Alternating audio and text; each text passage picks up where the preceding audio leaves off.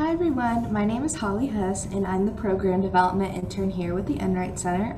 Outside of my internship, I'm a certified nursing assistant. I started working in long-term care facilities when the pandemic began, so I've been doing this for a little over a year. I transitioned from a temporary aid certification, which was something they were offering during the pandemic because there was such a shortage of CNAs. So I basically had the certification, but I hadn't done all the work. But then I actually got my actual CNA license in January. I worked in multiple Trilogy nursing homes, including Hearthstone, that's in Bloomington. I primarily worked in the Legacy Dementia unit with multiple dementia certifications and training. Now I do home health with elder care. With that being said, I feel pretty qualified to talk to you guys about how to be the best support system for your loved one with dementia. In this lecture, we're going to talk about what dementia is, and we're going to kind of go over some warning signs of dementia, and then we're going to kind of go through various tips. We're going to talk about tips for a conversation on how to have a successful conversation with someone with dementia and kind of what to do if things go south. Then we're going to talk about tips for a healthy lifestyle to keep our loved one with dementia active and healthy, and then we're going to talk about tips for a safe environment, how to keep them safe, and we're going to give some tips for the caregiver, which you do need tips for. We're going to talk about how to take care of you and your dementia loved one. So first we're going to talk about what dementia kind of is, and I'm going to kind of talk about some different things. Dementia is not a specific disease, but it's a term to describe a set of symptoms an individual is experiencing. So Alzheimer's disease and dementia are not interchangeable. Alzheimer's is only one type of dementia. There are 100 different types of dementia. It's the most common is Alzheimer's. The most common symptom is memory loss. Dementia is caused by diseases in the brain, which can impact memory, thinking, language, reasoning, visual perception, and behavior. The symptoms can sometimes be confused with normal aging. So we're going to talk about some early warning signs compared to normal aging. We're going to go through what's what.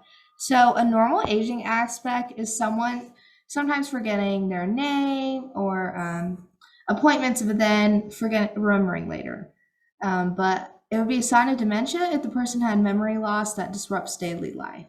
So kind of the thing is, if you notice your loved one who was doing a task that they are just familiar with, or like going to a weekly appointment and they just start forgetting it and they don't recall it, that could be a sign. The part is, if they don't recall it later and if they're repeatedly forgetting it, that is something to look into and maybe, look close for.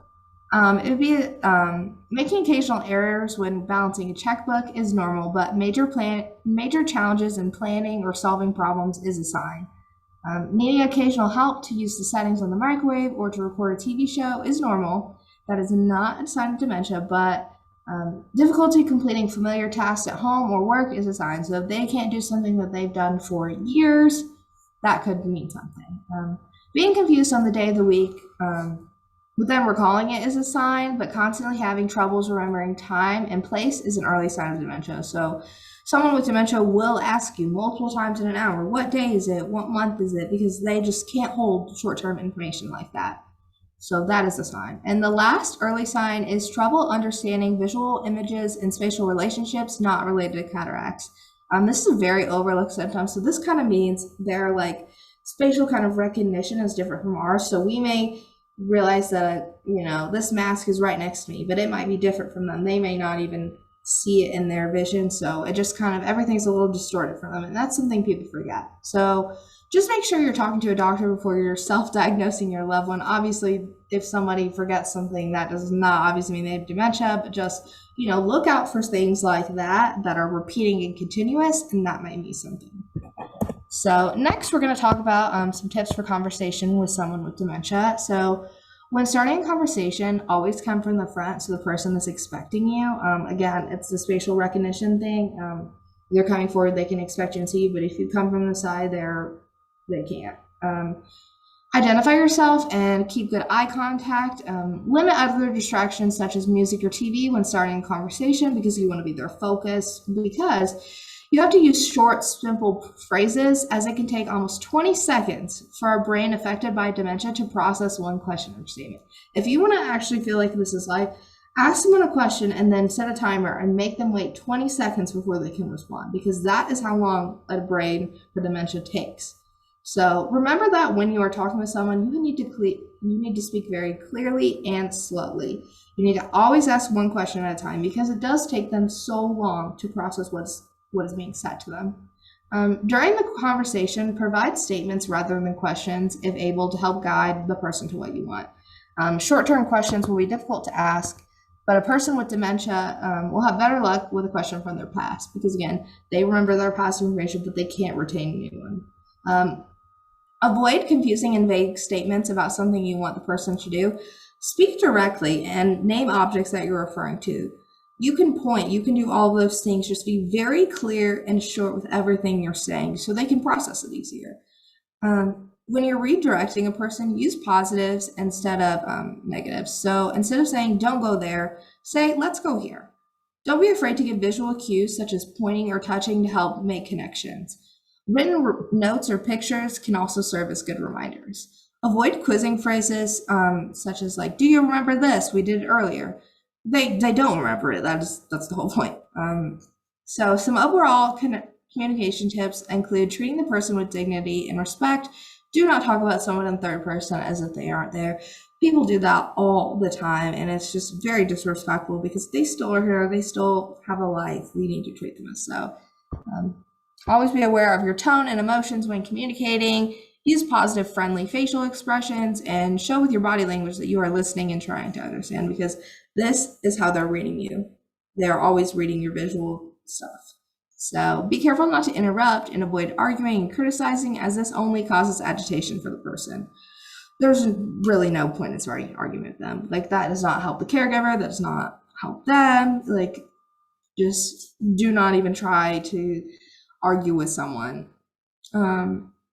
If you understand what the person means, finding the right word may not be necessary. So if you can kind of understand what they're saying, but they're kind of having trouble communicating, let them know that you understand. You can propose a guess. You can come up with a word or phrase. If you cannot guess, encourage nonverbal communication, such as pointing. If the person becomes frustrated, the best reaction is to distract and redirect. That is the way to go. If they are doing a behavior you don't like, distract them and redirect. Offer them food, offer them walk, offer them a task to do. Just anything that can distract their mind from what's going on to something else would be great. So next we're going to talk about how to maintain a healthy lifestyle with a person with dementia. Eating healthy and staying active is good for everyone, and is especially important with people with Alzheimer's and related dementias. As the disease progresses, finding ways for the person to eat healthy foods and stay active may be increasingly challenging. So some tips are to consider different activities the person can do to stay active, such as baking, exercise, and gardening. Match the activity to what the person can do and likes to do. Folding laundry, that may be something that you don't think they would enjoy. I've had very good luck with that task. So just finding things that they enjoy doing. Help get an activity started or join in to make the activity more fun. People with dementia may lack interest or initiative and can have trouble starting activities. But if others do the planning, they may join. Add music to this or to the exercise or activities, as this can help motivate the person. Dance to the music if possible. Be realistic about how much activity can be done at one time. Several short, like mini workouts may be best. So doing just a little bit all around the day could be very beneficial in the long run. I mean, take a walk with them. Exercise is good for our caregivers too. Buy a variety of healthy foods, but consider food that is easy to prepare, such as pre-made salads or single portions. Because again, if you're the caregiver, you're probably choosing exactly what they're eating and what they're not, and they're probably not going to be super picky about what they are eating. So just make sure that you're giving them the right things. So next we're going to talk about how to maintain a safe environment.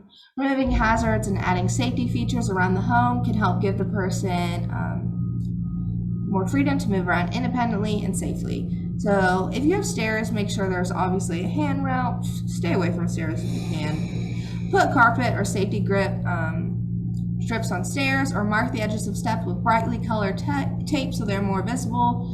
Insert safety plugs into unused electrical outlets and consider safety latches on cabinet doors. Clear away unused items and remove small rugs, electrical cords, and other items the person may trip over. Make sure all rooms and outdoor areas the person visits has good lighting. Remove curtains and rugs with busy patterns that may confuse somebody, and remove or lock up cleaning and household products such as paint thinner and matches. Just anything that you don't want this person to get into, take it out of their sight, put it away somewhere, and put it somewhere where they won't go looking for things. And if you can do that, you should be set. So lastly, we're going to talk about some tips for the caregiver. I first want to list some shocking but true facts that we learned from our Dementia Friends session a couple weeks ago. But family caregivers for Alzheimer's disease and other forms of dementia have an increased risk for anxiety, depression, and a poor quality of life than family caregivers of any other condition. That's crazy. Studies show that dementia caregivers have diminished immune systems, leading to frequent infection and increased risk of cancers, with evidence of a 23% average increase in stress hormones and a 15% decrease in antibody response. Spousal caregivers of individuals aged 66 to 96 have a 63% increase in mortality rates than non-caregivers of those with dementia in the same age range. This often results in the passing of the caregiver before the person receiving care. Being the caregiver can be extremely rewarding, but it can also be very overwhelming. Caring for a person with Alzheimer's or related dementia takes time and effort. It can feel very lonely and frustrating. You might even feel angry, which can be a sign that you are taking on too much. If I could give any caregiver any advice, it is take time for yourself. Do your self-care. Take care of yourself mentally and physically, and put yourself before this dementia person. Because yes, you can be a great caregiver, but if you don't have your own stuff intact, you can't do anything for them. You need to be self-sufficient, you need to have your self-care, and you need to be mentally stable and happy to help someone else. Because you can't do it if you're feeling depressed and you're not wanting to be there, because that will happen if you overwork yourself. So here's just some basic tips that I kind of wrote out. Ask for help when you need it. Ask for help. This can mean asking family members or friends to help, or reaching out to local services for additional care needs. Many nursing homes offer respite care services, which this means you could drop your loved one off there for a week or two while you get a break or vacation that you deserve. A lot of places do this. I would highly recommend it. Eat nutritious foods, join a caregiver support group online or in person. I'm in a couple different CNA Facebook groups. Those have been really awesome to just share stories and ideas and help you feel not feeling isolated. Take breaks, call your friends, spend social time away from the person you're taking care of. You need to have your own self. You need to have things going on for you to keep up with your caregiving. Like, you need to have a good balance, because if you just do all of one thing, you're going to neglect the other, and then it's just going to take a toll on you in the end. So just that is my biggest advice. Do not put all your time into caregiving. Take time out for yourself. Have hobbies, exercise, do yoga, go for walks, meditate. Do all of those things to take time for yourself. And if you are struggling, consider seeking help from a mental health professional to help you cope with the stress and anxiety, and talk to your doctor about finding treatment. And obviously, if you are very stressed out and burnt and exhausted from this job after something, don't continue it. Take a break. Don't do something that you don't want to do.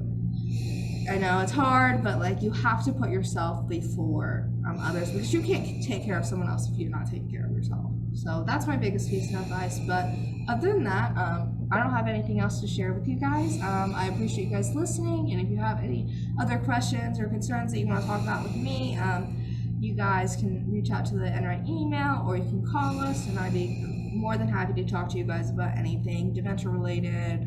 It is kind of my job, so no problem there. But thank you guys so much for listening, and